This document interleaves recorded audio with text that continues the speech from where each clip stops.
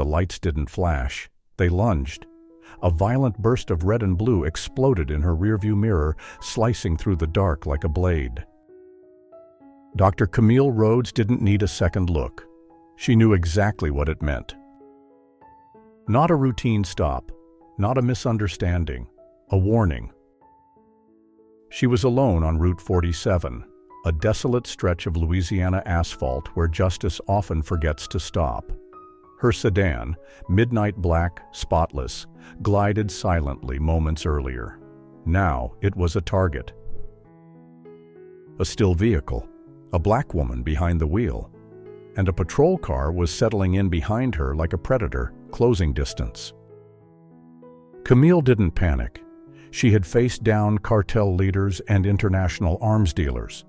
But this was different. This was home, and home should never feel like a kill zone. She glanced at her speedometer. 65 exactly, no swerving. No broken lights, just her. And that was enough.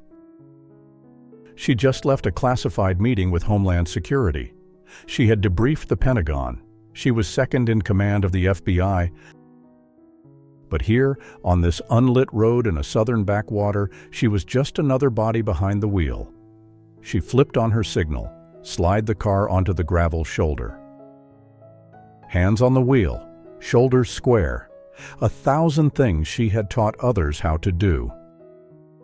Now it was her life they had to protect. Through the rearview mirror, she watched the cruiser idle. No movement. Too long. The driver's side door finally creaked open. A silhouette stepped out. Heavy boots, broad shoulders, his hand was resting too comfortably near his holster. And Camille knew. This wouldn't end in a warning. It might not end at all. Doctor. Camille Rhodes had worked with law enforcement her entire life. She had trained them, led them, cleaned up the messes they left behind. From Baltimore to Baghdad, she had walked into rooms filled with armed men and never flinched. She didn't wear fear. She wore authority like armor, and it had always been enough, until tonight. The officer emerged from the cruiser with a posture that said everything his silence didn't. Stiff, aggressive, and too comfortable with the weight of the weapon at his hip. His left hand rested on his belt, fingertips brushing the leather holster like a threat. His right hand swung a flashlight lazily, slicing through the dark as he approached, beam already aimed square at her window, not to see, but to blind. Camille tracked his movement in the mirror. She didn't recognize him. Not surprising. She didn't keep tabs on every patrol officer in Louisiana. But this one, Brent Maddox, was easy to read. The way he walked made it seem like he was approaching prey. The way he squared his shoulders, like the badge on his chest, came with a crown. Camille lowered her window halfway. Both hands stayed in view, palms open on the wheel. "Evening, officer," she said, calm and neutral, her voice stripped of anything that might be read as defiance. Maddox didn't reply. He leaned down, his flashlight lingering far too long on her face. He wasn't scanning. He was searching for something. For a reason. For permission to escalate. "License and registration," he said finally, flat and disinterested. No greeting. No explanation. No. "Do you know why I pulled you over?" Camille's brow twitched, barely. She knew how this was supposed to go. Probable cause. Identification. Stated reason for stop. The basics. The protocol. But Maddox skipped all of it. And that wasn't just unusual. It was intentional. She inhaled once through her nose, slow and steady. "May I ask why I'm being pulled over, officer?" He didn't answer. Just stared at her, chewing gum slowly like it was something he enjoyed doing in people's faces. His flashlight hovered at her chest, then back to her face. "License," he repeated, "and registration." This wasn't protocol. This was a performance. And Camille knew it. Still, she nodded. "Sir, I'm reaching for my purse on the passenger seat," she said aloud. Clear, deliberate, rehearsed. Because that's how you survive. No sudden movements, no assumptions. Narrate everything, just in case the dash cam malfunctions later. She moved slowly, retrieved her wallet, and held out not just her driver's license, but her FBI credentials. Gold badge, federal seal, everything. Maddox didn't even flinch. He let his eyes drift across the ID, then lifted them back to hers, flat and unimpressed. "FBI, huh?" he muttered. She nodded once. "Yes, sir." A pause, and then came the command that shifted the air. "Step out of the vehicle." Not a request, not a question. A cold order that slammed through the glass like a bullet. Camille blinked. "Excuse me?" But Maddox had already taken a half-step back. Right hand hovering closer now, too close to his gun. Something in his stance said this wasn't about a traffic stop anymore. This was about power. And Camille could feel it tightening around her like a noose. The badge caught the light like a truth too dangerous to touch. Camille held it up, her FBI credentials, gold and unmistakable, alongside her license.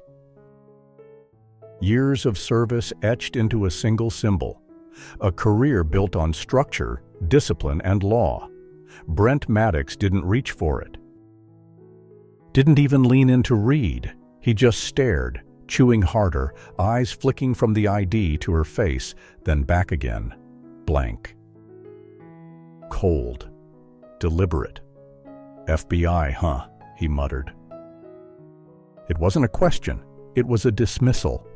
Camille didn't blink. "Yes, sir. Deputy Director Camille Rhodes. I'd like to know why I've been stopped." Maddox didn't answer. Instead, he stepped back, hand still dangerously close to his sidearm, and said, "Step out of the vehicle." Not louder, not faster, but heavier, like each word was carved from stone. The air changed. Camille's body tensed beneath her blazer. Not visibly, never visibly, but deep beneath the surface, every muscle knew this was not a drill. There was no cause, no probable suspicion, no smell of alcohol, no erratic driving. She hadn't even been asked about her destination, and yet here she was. On the shoulder of a dead road, under dying streetlights, being told to exit her vehicle like a suspect. "Excuse me?" she asked, voice measured but firm. Maddox didn't move. Didn't flinch, didn't explain. He only repeated, this time slower, "Step out of the car." His tone didn't rise, but the message did. This wasn't a conversation anymore. It was a command issued from behind a wall of assumed power. Camille's mind went surgical. She'd read the reports, watched the footage, attended the funerals. She knew how fast these things spiraled. How fear, real or manufactured, became justification. How silence from the wrong side of history let men like Maddox build careers off intimidation. And now she was staring directly into it. "I don't believe you've provided a reason for detainment," she said, her voice calm but edged with steel. A lawyer's tongue, a federal officer's poise. Maddox's jaw flexed, the muscle twitching beneath his cheek like a warning shot. Then came the flashlight, lifted again, this time blinding. The beam stabbed through the window, straight into her eyes. Too long, too close, too aggressive. Camille didn't flinch. She kept her hands on the wheel, visible, open, as her voice dropped an octave. Not from fear, but precision. "Sir, you're outside of protocol." That's when his hand shifted again, closer now, fingertips brushing the grip of his weapon like a habit. His stance widened, blocking the dashcam angle, and Camille Rhodes understood with terrifying clarity. This wasn't a traffic stop. This wasn't about paperwork, or identity, or badges. This was about control, and a man who had already decided she didn't deserve to keep any. The door handle clicked. A sound too small to start a war, but loud enough to signal one. Camille's left hand snapped to it, gripping it tight from the inside, holding it shut before Brent Maddox could wrench it open. The message was clear. Not yet, not like this. "Sir, step back," she said. Not a plea, an order. Her voice, low and steady, cut through the night like a wire pulled tight. "You are outside of protocol." Maddox didn't blink. His fingers, already curled around the exterior handle, tightened.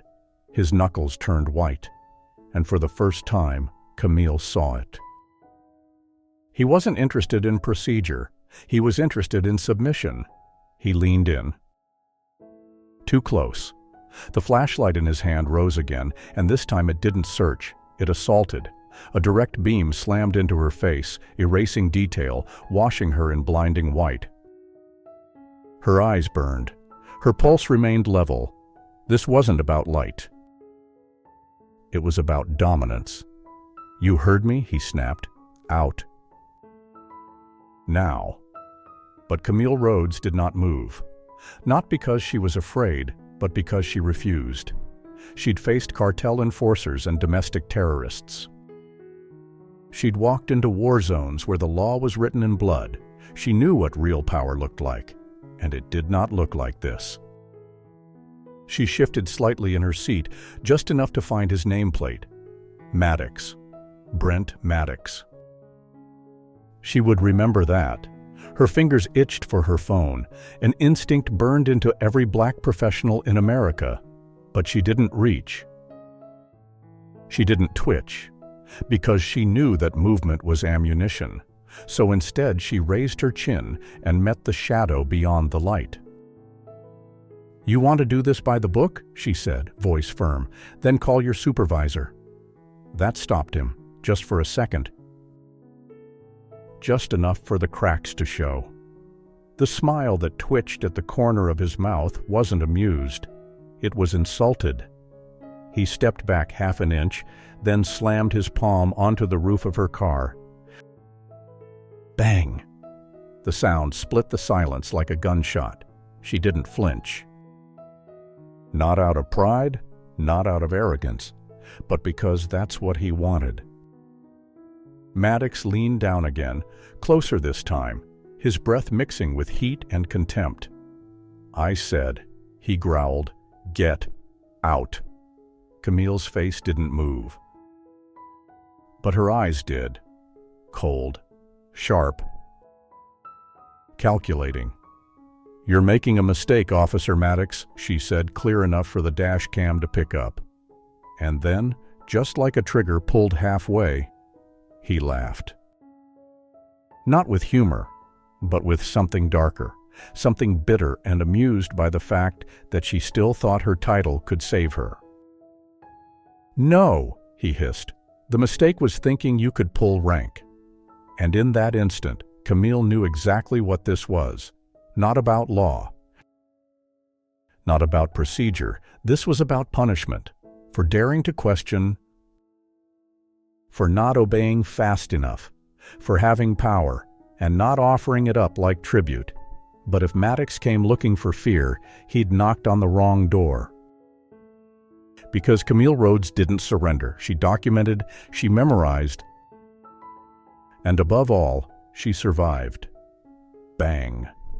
Brent Maddox's open palm slammed against the roof of the car like a judge's gavel. Violent, final, meant to rattle something loose.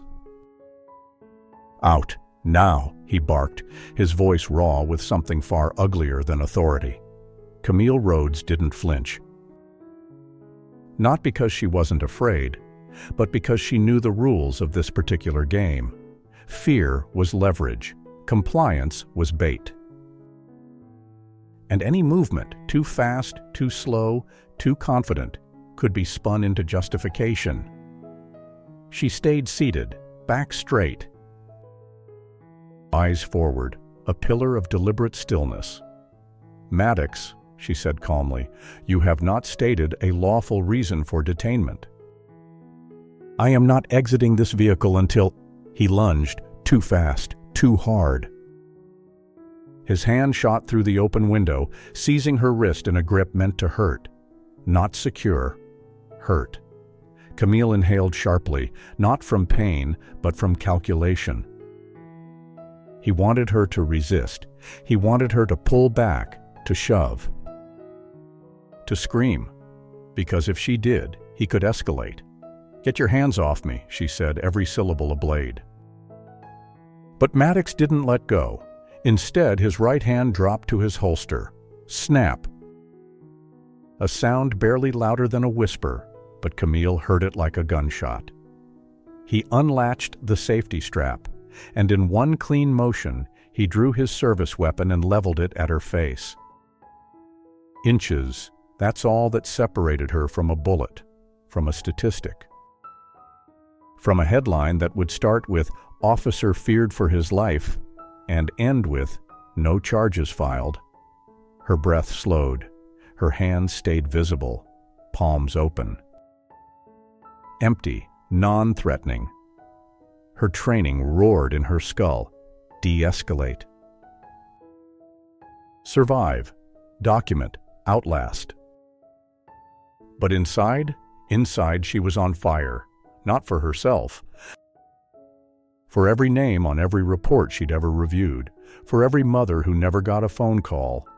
For everybody who lay still because someone thought they didn't belong behind the wheel. Maddox's eyes twitched. "Do you feel powerful now?" he sneered. And then, "Hey!"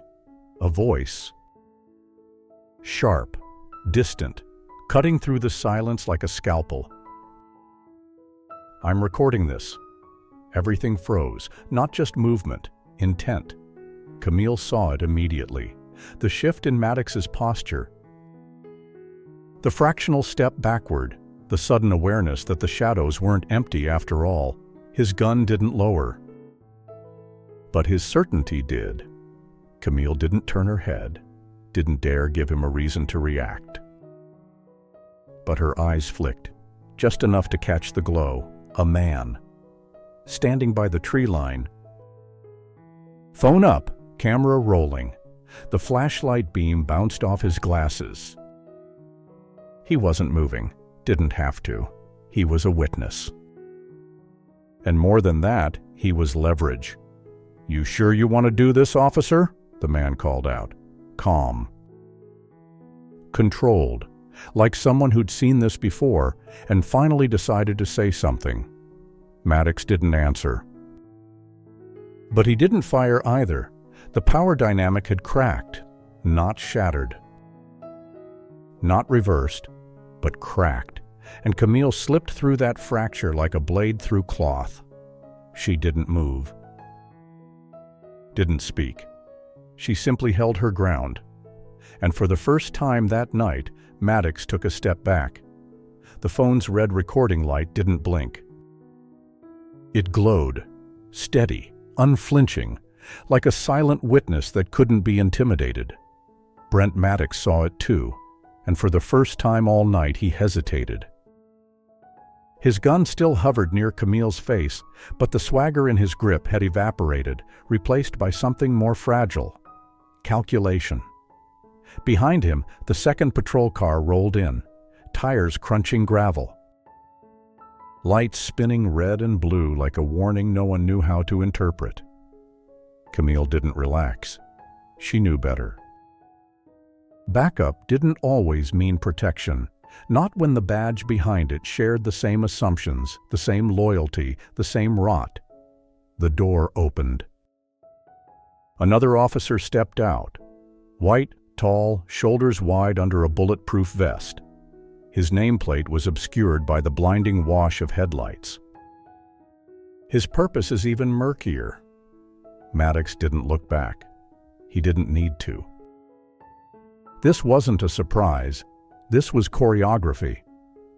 The second officer approached casually, like this wasn't a woman with a gun in her face.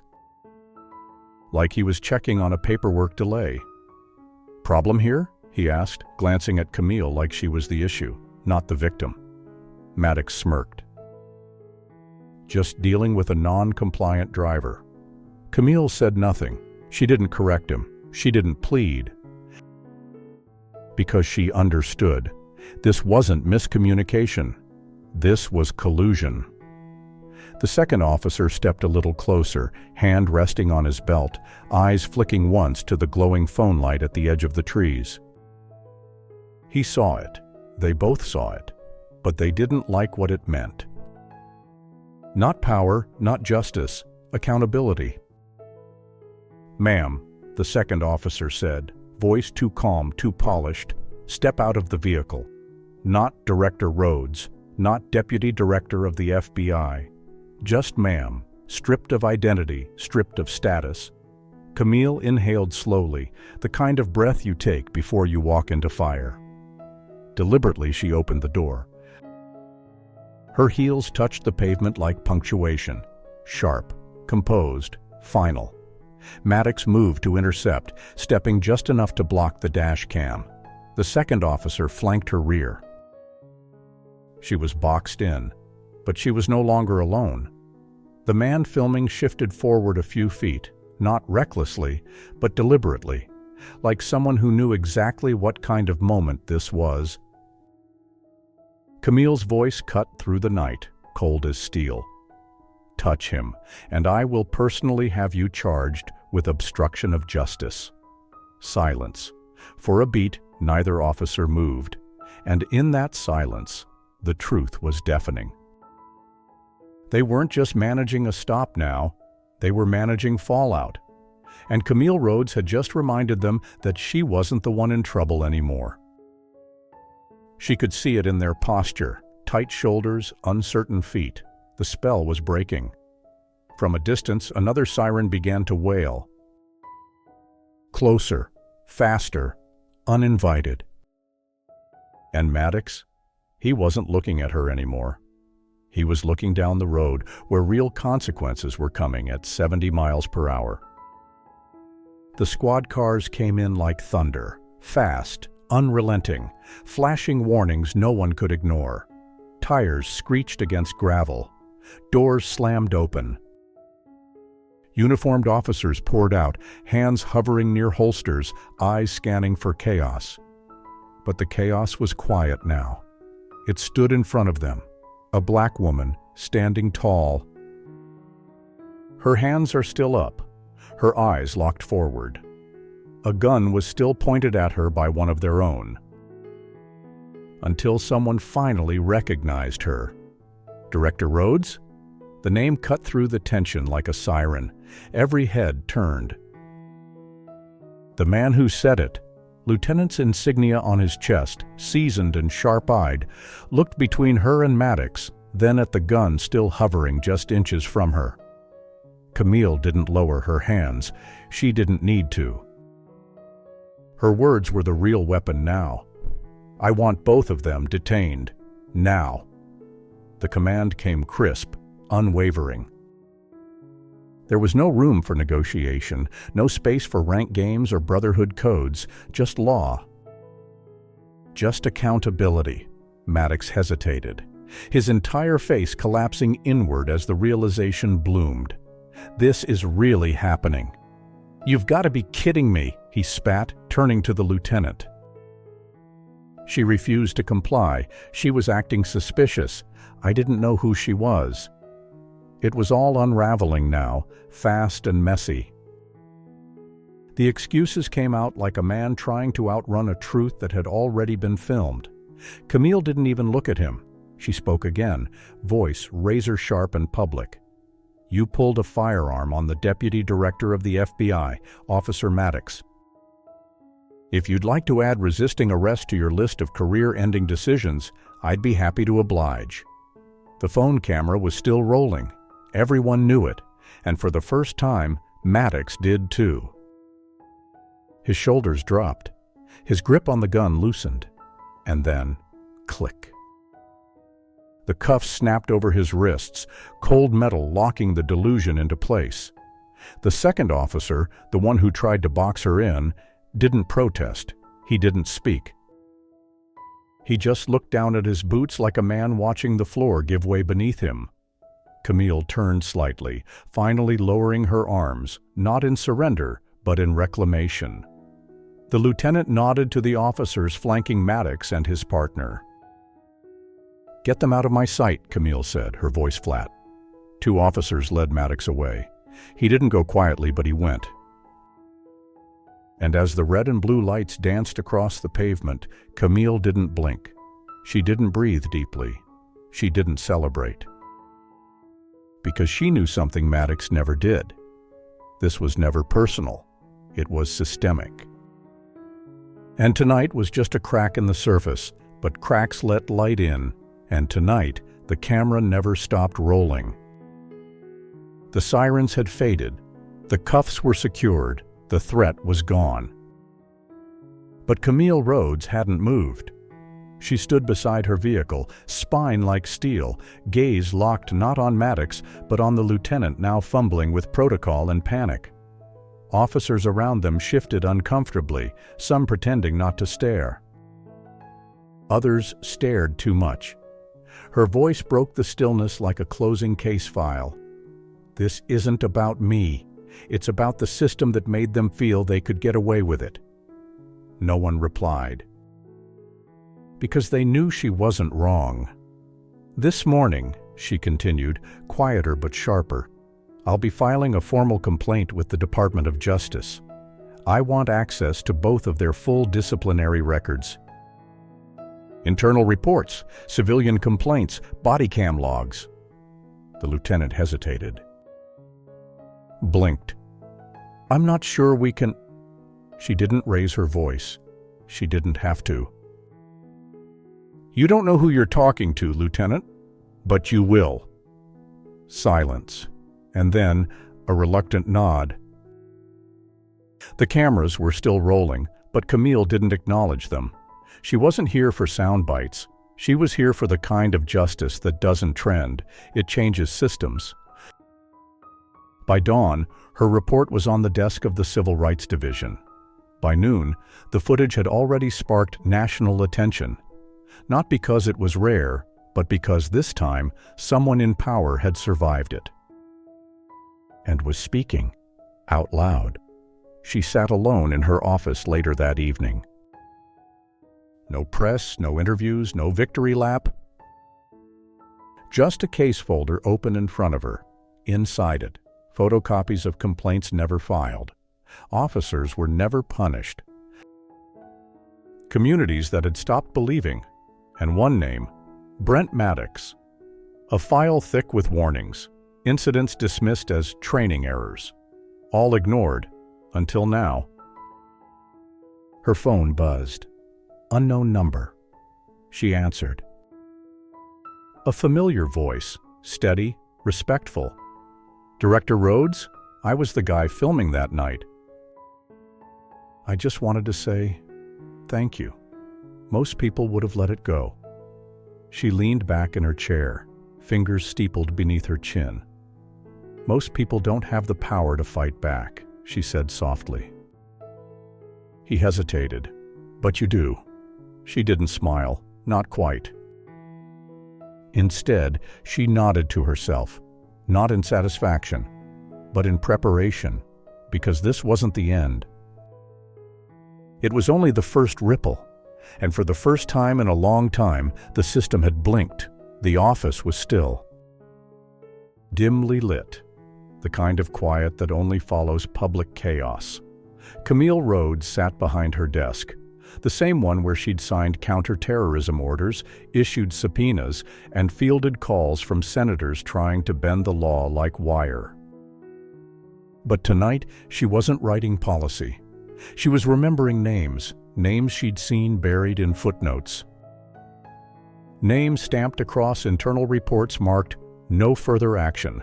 Names that never trended, never went viral, because no one was there to film it. She didn't flinch when the phone rang. Unknown number.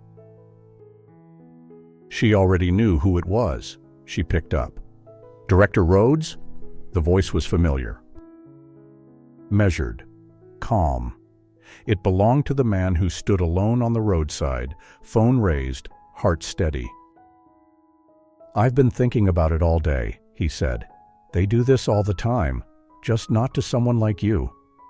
Camille didn't respond right away. She stared at the wall in front of her, lined with framed commendations, citations of honor, and service awards. None of it had stopped a man with a badge from putting a gun in her face. Finally, she answered, "Most people don't have the power to fight back." A pause. "But I do." The next morning, the headlines came. Maddox suspended pending investigation. FBI official demands reform after viral traffic stop. Department promises transparency. Again. Camille didn't care for headlines. She cared for consequences. Her formal complaint had been submitted. Her legal request for disciplinary records had been filed. The footage had already been archived in 3 different federal databases. But the most important file? She kept it on her desk. Handwritten, not about Maddox, but everyone likes him. Because if they did it to her with credentials, rank, and a name that echoed in the halls of D.C., what did they do to the people no one saw? What did they say when there were no phones, no cameras, no voices to shout, "I'm recording this"? Justice doesn't happen in silence. It doesn't live in hashtags or headlines. It lives in what we do when the lights fade and no one's watching. It happens when we refuse to look away. So if this story moved you, don't just scroll, don't just sigh. Speak up. Share it, and never let the truth be forgotten.